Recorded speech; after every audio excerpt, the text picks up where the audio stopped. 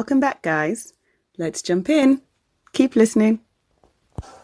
Yeah, I think I love what Laolu said about makeup. Maybe it's too much or not good enough and stuff. Like I think for me, I think from what I've known, I think it's about preference. I think some guys like light makeup, no makeup, and some guys just like girls with makeup. But most of the guys I've spoken to tend, and I think most ladies don't know this, they tend to like the natural look. And some the ones that like makeup tend to like the light makeup look. Okay. Then you also have the ones who love girls with makeup. You see, Yeah. I think for guys, I think the biggest makeup that attracts a guy the most is the confident woman. You see, because the whole idea of makeup is enhancing Exactly. beauty. You see, and for most time, women, which maybe some guys might find beauty, is because the makeup has enhanced their beauty, and they become confident. But naturally, there's nothing more attractive to a normal. Some guys can tend to look beyond all that. Yeah. But for a normal guy, guys are attracted to confidence. So even when you're doing it wrong, be confidently doing it wrong. Fair enough. Okay. So yeah. So are you the light makeup guy, no makeup guy, extreme makeup guy? Like I said to you, is a thing of No, you preference, personally. I'm I said to asking you, you. it's confident thing. You see. So if you're confident in yourself, So that's what you personally. Okay. yeah, I think if you're confident in yourself, I think people should just be happy with themselves. Does that make sense? Yeah. Right? So if you're happy the way you are, I think that's the beautiful thing. You see. But like I said to you, most guys are not really into makeup like that because it's not going to be sharing your shade with you or your eyeliner or whatever. True. You see. So True. guys just want their woman to look good. But, Yeah, true. I was going to say, I'll probably encourage maybe the guys to say this out louder, like a bit more, because I think if a lot of people, especially ladies who maybe like go to the extreme, if they heard this, that actually guys prefer you to look more natural or lighter makeup, I don't think a lot of the ladies will waste their time like doing 4 to 5 hours of makeup. Like I feel it may help to maybe encourage the right mindsets and the right actions. So rather than people focusing so much on the external, my weave has to be like just like this, they realize that may not necessarily be what the sensible guys out there are looking for. So rather than them concentrating on that, they'll concentrate on things of depth. Like I think what I was going to say is I think this kind of links back to what we're talking about with motive. I think there is a lot of women who they don't necessarily do their makeup because of somebody else. Sometimes it's either one, like I say, it's an art form, it's an expression of creativity, and it's just something they like and they enjoy doing. Or two, it's a cover up for their own insecurity. So it has nothing to necessarily do with somebody else. So even though a guy might say that he particularly likes the natural look, if you are still insecure in yourself, you will still do it because that is your crutch, that is what you lean on. But yeah, I get what you're saying, and I definitely do agree that there's such people, but I think that there might still be some ladies who think, oh, I'm doing this because this is what society expects of me, or this is what I think guys are looking for. Whereas you guys are saying, no, we're not actually. Most people are not necessarily looking for that. So I don't know. It might just changing the narrative. Yeah, exactly. Yeah. It might help to change that expectation. I think the first thing, the time we live in, why are you to tell a woman what to do? Why are you to tell a woman what makeup she should apply? She's doing it for herself, and she's doing it for another girl. It's not really about you as a man, you see. Well, I mean, just being, you go and from yourself. definitely. But I think it also depends as well in terms of what you see in the lady. I mean, a makeup will probably last an evening if I do some makeup, right? And then You need a better brand of makeup. but you do wipe it off. You will still take it off. You will still take it off. That Right? night is You true. still take it off. So you do. And if the only time I meet you is only when you're wearing makeup, then our relationship probably won't be substantial. Because if I only meet, To be facial. yeah, exactly. That's an indication for you, right? That look here, this guy is not. I don't think it sees you beyond the makeup or beyond the basics. So I think that's the way we think with makeup. I mean, but if you do go out, why not? Yeah. It's great. You look good, but then can I still see your real self apart from the makeup? So you're not shocked, on the Yeah, on the exactly. wedding night, because I've heard some. Yeah, you're not stories. sure, and also it's like, okay, cool. Apart from all of this, is that because it raises a bit of question, which is what Jemimah said earlier. Is it a matter of creativity or a matter of insecurity? True. Yeah, and I think it all depends. But I mean, if you're one of the what's it called, bridesmaids and stuff, then everybody has to do the makeup, right? Yeah. So you can't judge me if I have to look for the makeup for the bride. It's part of the deal. Yeah. So yeah. And I think nobody should be judged for wearing their makeup. Even Like, I think it's all a thing of confidence, you see. Because so in Nigeria also, where do we get our idea of confidence from? Because these adverts tell us that if you don't use MAC, you're not there. If you don't use Fenty, we even have your shade, So it's just the way media, advertising, and all these things works. Also, you see, like you need to use us to be this. If you don't, the guys won't see you. See, but I think guys want more than that, you see. So, Yeah.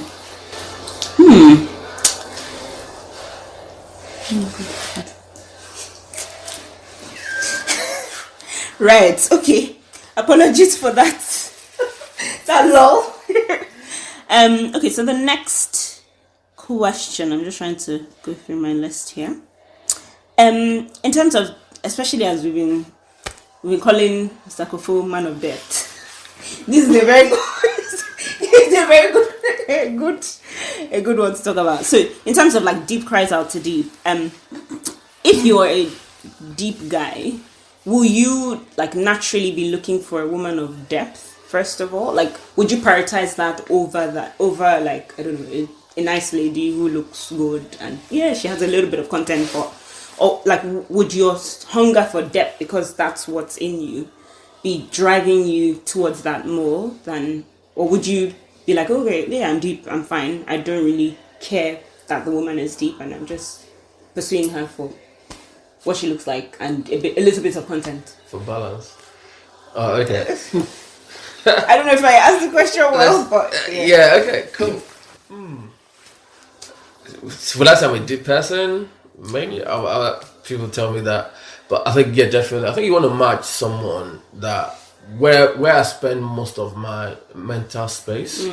I think I would like to have someone that sort of appreciate that level of depth or whatever it is, as you want to describe it. Because if that's where I'm mostly in, you probably want to connect. You connect better with that person. Yeah. Obviously, you need to find a way to whereby both of you are not just so in the clouds. Yeah, exactly. Totally lost in there, and then you lose reality. So I think it's good to have a bit of balance in a way, but then someone that appreciates it. I think that's where I would put it. Someone that appreciates in that zone, and then at the same time allows you to go in there with you, or goes there with you, and then to say, okay, let's come back a little bit. We spend enough time in this area. Okay. Let's try and live a little bit. Okay. Yeah. I think I agree with Laolu when he talks about deep calls out, because even when you look at that verse, what that verse actually means is the deep of my heart calls out to the deep of God's heart, you see. So it's about what I'm hungry and what I'm thirsty for. Does that make sense? So I guess whoever you're marrying should be hungry and thirsty in the direction that you're hungry and thirsty, which is the direction of God, you see. And everybody has different gifts. There's some things you will not be deep in that the person is deep in. Does that make sense? Which it brings balance, you see. So the person does not say, you have to come up to my own level. True. They have their own mountain. Does that make sense? That I need to climb. So I think it's just about being on. It's on. We're on a journey as humans. Exactly. Even especially as a couple, we're on a journey. You see. So Laolu says, if you guys can have that connection, at the beginning, which is one of the minimal things. There's more to it, but that connection, you really, really mind. It doesn't have to be something deep. Like it doesn't have to be Greek and Hebrew. Shout out. You just connect and enjoy life. You see. Yeah. And let's say it avoids conflict as well, isn't it? Because if I'm having to explain myself every time or in a different way, it gets tiring. And then she feels dumb. Yeah, exactly. It's like you're trying to say that Yeah. I'm not, yeah. Or Or then not you're spiritual enough, enough. or Yeah, then you're that's not another having to sort of have that deep connection with somebody else Yeah, out of the confinement because they of get your you, marital yeah. relationship. So then it begins to, and it's dangerous, isn't True. it? Because when you're having deeper connection with Yeah. somebody else Yeah. outside of that institution, Yeah.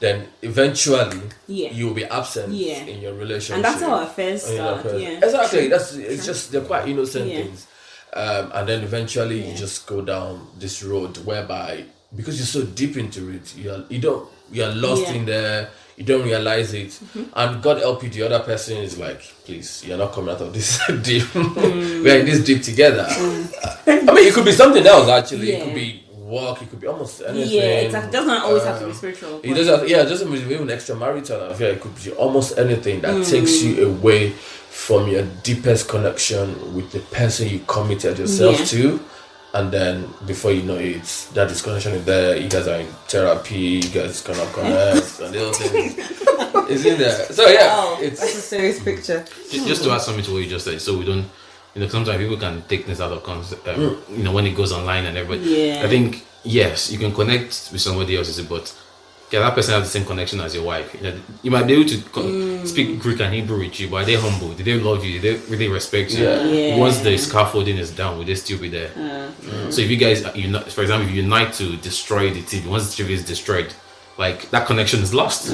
But there's some connection that is forever. But they might not, True. prick some things in you. Yeah. But foundationally, Yeah. they last long. yeah. True. We're just going to add something. So I think I like to think about people or as we are, in that we have different aspects to also different spheres. So, we're intellectual, we're emotional, we're physical, and we're spiritual. And I think, in the context of, I suppose, the overall topic of content and packaging and stuff and trying to align yourself, I think that, there's...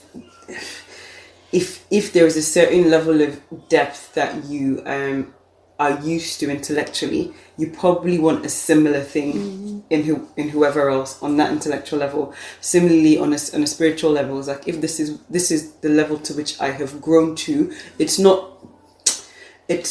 discounting somebody else's growth journey, but it's saying that I would, and I think I want to put this in the right way, in that I don't want this person to be like I've read somewhere. I don't want this person to be a prayer point. I want them to be a prayer partner.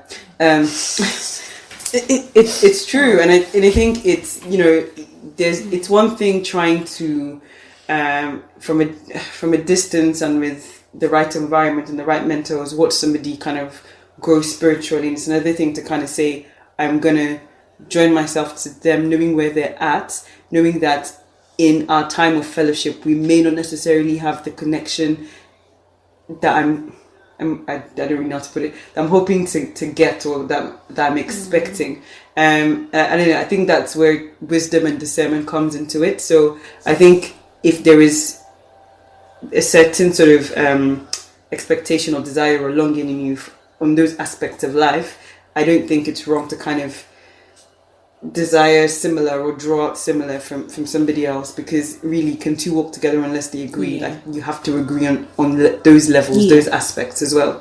That's my two piece. Yeah. So obviously being on the same wavelength, the same pages is quite important. Any questions? I was gonna just end with this question though.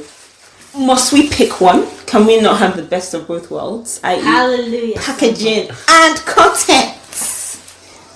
Please discuss. Kofo. Kind of get that going. You're not too proud. Sorry. Can we have best of both worlds? Content and packaging. Or do we have to choose one or the other in certain seasons? Can we have the best of both worlds? I think it's possible, because, like I said to you, we're humans and we are Christians. We are on a journey. We should show grace to people. We should show mercy to people, and we should be open as individuals. You see, it's a thing of unity, right? Because you have content, somebody else might not have content. They might have packaging. But there's a place whereby we come together. Okay, you're laughing. No, it's true. It just So- sounds funny. Okay, unity is not always uniformity. Does that make sense? Yeah. Right? And you say something about two cannot work together unless they agree. The idea of agreeing means you're putting some things aside to come together. Which is what marriage is about. Leaving all of that and saying no to everybody and yes to you. So you can always choose to have the best of both worlds. You say, like marriage is like a cooking pot. You're cooking something together, and everybody must come with their head game, the 100%. You see, because it's not just about you. Because whatever you guys produce comes out of your children. You see, so you need to think about the responsibility of children that God has given to you. Also, you see, because everybody should bring their content. Everybody should bring their packaging to the table. And Laolu said, everybody's improving themselves these days. You see, not to pressure or anything. You see, but we should be living a life of improvement. All around. Yeah, I think that only exists. Having the best at a time, I think only exists in the ideal world. It doesn't exist in reality because we're constantly growing. And then if you do meet someone that's got the best, then you'll be wondering, where do you come in then? Right. How can you add value? Yeah, exactly. It's like you've got it all. Then it's just. So I think for best of both worlds, I think it's a journey. Yeah. I think it's something that doesn't happen instantly. I've never met anyone that sort of met the beauty and the brains all in one. It's something that's evolved over time, and it's meeting that person that is committed. I see what you say. Is it a potential to have and open to developing and learning and just these things that I'm not where I want to be. This is where I'm going, and then that's what shows you the raw material in everyone, isn't it? And then eventually you begin to evolve together. And I think that's the beauty of a relationship, isn't it? Being able to say, look how far we've come, and then it's sort of funny, like, oh, look at your suit the way you used to look those days, and now look at the way you are. Where you've come from professionally, and I think that's one of the signs of when you know you're really on a journey with someone. You're doing life with someone, isn't it? When you part of the deep calls to deep as well, in terms of you have your deep area, I have mine. How do we then sort of come together in that of content? And also, I'm not depleting your content for the sake of packaging. Are we both rising at the right level? I think definitely you can have best of both worlds, but not instantly. It's not a microwave affair. Word. Yeah. Wow. Thank you very, very much, guys, for your content today. Thank you. Thank you for showing up. And your packaging that brought you here. So exactly. For that as well. Yeah. Thank you so much for listening. If you've enjoyed this podcast, please like, share, and subscribe to our YouTube channel.